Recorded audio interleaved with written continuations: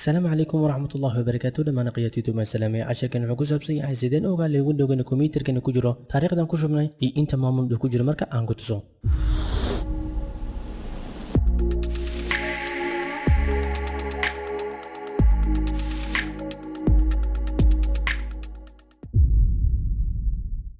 marka sida ogeeytid marka windowgaaga 10 ama 8 nooca arday tag kadib right click ku start menu kadib waxa ka dirtaa command prompt ka dooro oo admin ah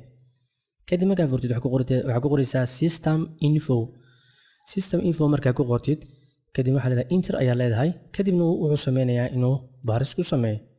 kadib wax yar ayaa qaadanaysaa sidoo information kugu soo saaro kadibna markuu ku soo saaro waxa ku soo baxayso wixii ku saabsanay waqtiyadii iyo computerkaaga dhan waxaad u jeedaa original installation date waxa lagu shubay February 27 2016 markay 7ka habeenimo waqtigii hawla joognaad waxay tahay waa bisha 6 4 2016 saacadana waa 9 iyo 12 daqiiqo waxaad ogaanaysaa marka aragtid wixii warbixina windowga ku jira systemkiisana u jeedaa sidaas ayaa marka ku ogaan kartaa computerka inta wixii ku jira taariikhda ku shubtay oo yaraan wuxuu ku jira 100 iyo waa 3 bilood marka insha Allah ka faa'iideyso wanaagsan insha Allah wixii aqoonta walaaka faa'iideyso. Assalamu alaykum warahmatullahi wabarakatuh. Jazakumullahu khairan.